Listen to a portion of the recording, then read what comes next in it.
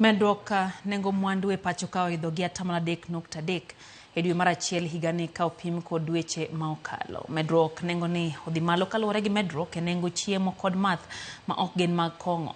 Bende nitiere gonyruok matin mar 1.6 e nengo mag udi, pi, teko stima, gas kod mamoko ma bechgi ne odok piny. Kaluwore kod lipod duol matimo nonro mar Kenya National Bureau of Statistics madwe mokalo, nengo mar chiemo kod math ma ok mag kong'o nomiyo bech mwandu oidho malo.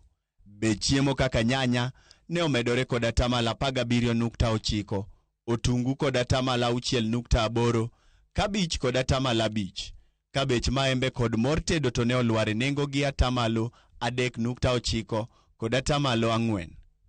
E sekta mar teko, nengo mauta taya ne omedore gi 3.9, kata kamano teko stima kod gas ne olwar kod 0.7. Sekta mar somo ne oneno medruok kod 1.6 mokel kod pesa mitimo godo tuition.